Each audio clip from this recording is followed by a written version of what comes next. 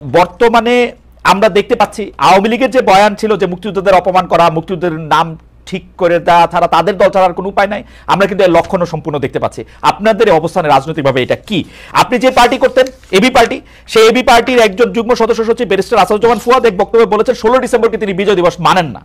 মানে এই পুরাটা লক্ষণ, মুক্তিযোদ্ধাদের অপমান করা, বিজয় দিবস না মানা, এই প্রত্যেকটা জিনিসই কিন্তু আওয়ামী নেগেটিভ রে, আওয়ামী বয়ানরেই প্রতিষ্ঠিত করে যে আপনারা যখন থাকবেন তখন আপনাদের অবস্থানটা যাবে হচ্ছে মুক্তিযুদ্ধের বিপক্ষে। আপনার মন্তব্য একটু শুনবো আমি একটু। এই সব পরিস্থিতিতে আমরা যদি বলি, যদি আওয়ামী লীগের যে যারা ডিরেক্টলি খুনের সাথে ইনভলভমেন্ট ছিল তাদের যদি আপনারা বিচার প্রক্রিয়ার মধ্যে নিয়ে না আসেন, তাহলে সেই আওয়ামী লীগরা, আপনাদের ধারণা যে বিচার প্রক্রিয়ার মধ্যে বিএনপি আসলে বিচার প্রক্রিয়ার মধ্যে ওদের নিবে না? বিচার প্রক্রিয়ার মধ্যে যদি বিএনপি আসে, বিএনপি তো আওয়ামী লীগের সাথে সেই জায়গাটায় তাদের কানেকশনটা বিল্ড আপ করতে চাচ্ছে, কারণ ওল্ড সিস্টেমের সাথে তাদের সেই কারণ আমি আর বিচার প্রক্রিয়া আপনি কেমনে করবেন? একটা ট্রাইব্যুনাল গঠিত হয়েছে, সেটাই আমি বলছি। আপনারা সরকারের থাইকে এটা করতে হবে, এটা কেমন কথা? দেখুন, আমরা জাতীয় নাগরিক কমিটি কিন্তু সরকার নয়, সরকারটার কিন্তু অংশগ্রহণ বিএনপির রয়েছে, সবগুলো মানুষের অংশগ্রহণ রয়েছে, এটা আপনারও সরকার, সকলেরই সরকার। এই সরকার বিচার প্রক্রিয়ার মধ্য দিয়েই যদি সরকার, আমি মনে করি এটা আমার ব্যবস্থা, আমার ম্যান্ডেট নেয় না যে আপনি মনে করতে না পারেন, হয়তো আপনি জুলাই গণঅভ্যুত্থানের সেই স্পিরিটকে ধারণ না করতে পারেন না। জুলাই স্পিরিটের গণঅভ্যুত্থানের স্পিরিট ধারণ করে নাসিরউদ্দিন পাটোয়ারি আমার কথা শুনেন, আপনারা এরকম ট্যাগিং করেন না। জুলাই স্পিরিটের জুলাই একদম স্পিরিটটা ধারণ করেই আমরা বলতে চাই যে আমরা একটা গণতান্ত্রিক সরকার চাই।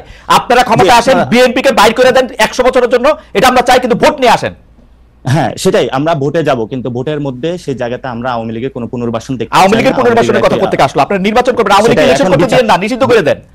তাহলে আওয়ামী লীগ প্রশ্নে তাহলে বিএনপির অবস্থান ক্লিয়ার করুক, জাতি তার অবস্থান ক্লিয়ার করুক, সেই জায়গায় কিন্তু আপনারা ক্লিয়ার না হয়, মানে সরকারে বলেন আওয়ামী লীগকে নিষিদ্ধ করে দিতে, সরকারে বলেন আওয়ামী লীগকে নিষিদ্ধ করে দিতে, বিএনপি কি করবে? ভাই, এখানে হলো আইনজ্ঞ একজন ব্যক্তি রয়েছেন এবং আপনিও বেশ ভালো পড়াশোনা আছে, আপনি যদি ডিরেক্টলি, যেমন ছাত্রলীগকে নিষিদ্ধ করা হয়েছিল উইদাউট এনি কমিশন, তার কোনো বিচার প্রক্রিয়ার মধ্যে কিন্তু সে আসে নাই, আপনি যদি আওয়ামী লীগকে এভাবে নিষিদ্ধ করেন উইদাউট এনি বিচার, তো সে কিন্তু কোনো কমিশন গঠন ছাড়া আপনি একটা দলকে নিষিদ্ধ করে দিলেন, করেন কমিশন গঠন, বিচার কমিশন গঠন করেন, সেই বিষয়গুলো তো আমরা দাবি তুলছি, কিন্তু এই দাবিগুলো তো আমরা জনগণের পক্ষের কাছে গিয়ে বুঝাচ্ছি, তুলছি। আমরা তো জনগণের কাছে এখনই যায় নির্বাচনী সভা করছি না, আমরা তো জনগণকে এখনই গিয়ে যায় প্রেসার দিচ্ছি না, ভোট চাই ভোট চাই ভোট চাই, আমরা তো এই কাজগুলো এখন করছি না। আমরা বলি ভোট, আপনারা জনগণের কাছে গিয়ে জিজ্ঞেস করেন জনগণ কি চায়, এই ঘরের মধ্যে বসে না থেকে জনগণের কাছে গিয়ে জিজ্ঞেস করেন। আমরা বিভিন্ন জায়গায় গিয়ে মাতবরি না করে ইয়ার থেকে জিজ্ঞেস করেন জনগণ কি চায়।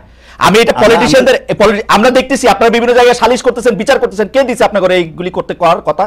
আমরা এই 24-এ এসে বলে থাকি যে তরুণদের যে দৃষ্টিভঙ্গিটা এসেছে নতুন করে বাংলাদেশ সাজানোর, সেটা ওল্ড সিস্টেম বা যারা হলো এস্টাবলিশমেন্ট যে সিস্টেমটা রয়েছে, যারা ফেসিবাদী বা ফেসিস্ট একটা সিস্টেমের মধ্যে চলতে চায়, আমরা সেই জায়গাটাতে অপোজ করি। এই জন্য হলো আমি তো ফেসি সিস্টেম দেখি যে আপনারা কাউরে কোনো কিছু কইতে দেন না। এই সরকারের আমলে কারো ইন্টারভিউ নিতে গেলে 3 জন 3 জায়গায় দিয়ে লেখে এ প্রতারণা করছে, এইটা করছে, আপনারা তো কারো কথাই শুনতে চান না। আমি মতিউর রহমান চৌধুরীকে আবার উদ্ধৃত করতে চাই, মতিউর রহমান চৌধুরীকে আবার উদ্ধৃত করতে চাই। তিনি বলতেছেন এই বাংলাদেশের এই সরকারের এগেইনস্টে কোনো রিপোর্ট কোথাও ছাপা হয় না, তো ওনারা কি সব ফেরেশতা? না, মতিউর রহমান কিন্তু একটা বিতর্ক সৃষ্টি করেছিলেন, কিন্তু আমরা বরাবরই হলো যে কোনো সংবাদ, মতিউর রহমানের বিতর্ক বাদ দেন, মতিউর রহমানের এই কথা নিয়ে কথা আমরা বরাবরই যে কোনো সংবাদ মাধ্যমের স্বাধীনতা, আমরা সংবাদ মাধ্যমের স্বাধীনতার জন্য আপনি সর্বপ্রথম হলো আমাদেরকে পাবেন, যদি বুলেটটা পড়ে সেটা আমাদের মধ্যেই পাবেন, কারণ আমরা সংবাদপত্রের স্বাধীনতা বিশ্বাস করি এবং এই সরকারের সময় সর্বোচ্চ লেভেলের হলো বাংলাদেশের সংবাদপত্র এবং মিডিয়া যারা আছে সর্বোচ্চ স্বাধীনতা ভোগ করছে। আপনি মিডিয়া পাড়ায় খোঁজ নেন, বিভিন্ন জায়গায় খোঁজ নেই বলতেছি, আমি আপনাদের একটা তথ্য দিই, জনাব নাসিরউদ্দিন পাটোয়ারি, আপনাদের সমন্বয়কদের একজন জনাব হাসনাত, তিনি একটা টেলিভিশনের মালিকের ভবনে গিয়ে একটা লিস্ট ধরা আসছে যে এই 10 জনকে বাদ দিতে হবে, নাইলে সময় টিভি থাকবে না, ওইটাকে ইয়া করা হবে। খালিদ ভাই, আপনার তো তাহলে মিডিয়া পাড়ায় অনেক বন্ধু বান্ধব রয়েছে, মিডিয়াগুলো কারা দখল, হ্যাঁ মিডিয়াগুলো কারা দখল করেছে, সেই মিডিয়াগুলোর ভূমিকা কি ছিল? এখন দখল করছে বিএনপি লোকেরা, এখন বিএনপি লোকেরা সমন্বয়ক, বিএনপি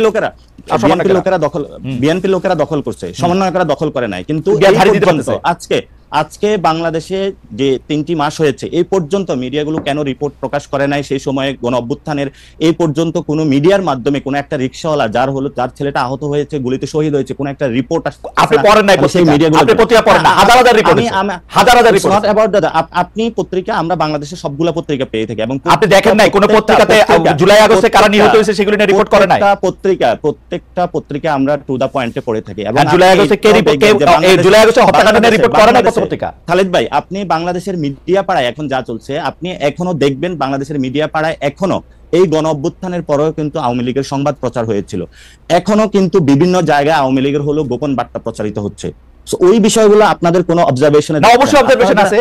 আপনি কি মনে করেন, কি মনে করেন যে শেখ হাসিনা গণভবনে থাইকা এসএসএফ লইয়া এতগুলি ইন্দুর এতগুলি বান্দর লইয়া ক্ষমতায় টিকতে পারে না, হেলিকপ্টারে চলে গেছে? আপনার কাছে কি মনে হয় গোপন বার্তা দুইটা দিলে পত্রিকা প্রকাশিত হইলে আপনাকে ইয়া চলে যাবে, শেখ হাসিনা আবার আইসা পড়বে ক্ষমতায়? এই আপনাদের ধারণা? না না না না, শেখ হাসিনা বক্তব্য প্রকাশ করতে অসুবিধা কি? শেখ হাসিনা আসার বিষয় না, আসার বিষয়টা যখন আপনি নিষিদ্ধ একটি সংগঠনকে যার খুনের রক্তের দাগ এখন আছে, আপনি তো তাকেও নিয়ে আসতে চেয়েছিলেন। হ্যাঁ, চাইছিলাম তো। জনগণ যখন কথা বলেছে আপনি কিন্তু সেখান থেকে পিছপা হয়েছে। না, পিছপা হয়েছে আপনারা মামলা করার হুমকি দিয়েছেন, মামলা করার হুমকি দিয়েছেন। আমি অ্যাটর্নি জেনারেলের সাথে কথা বলছি, তারা কইছে যে হ্যাঁ এটা মামলা করা যেতে পারে। হ্যাঁ, দিয়েছেন তো। আমি একজনের সাথে কথা বলতেছি, জনাব নাসিরউদ্দিন পাটোয়ারি, আমি একজনের সাথে কথা বলতে চাইছি। আপনারা আমার সাথে কথা না বইলা আপনারা স্ট্যাটাস দিয়ে দিয়েছেন যে আমি প্রতারণা করছি। আপনি জানেন প্রতারণা শব্দের মানে জানেন?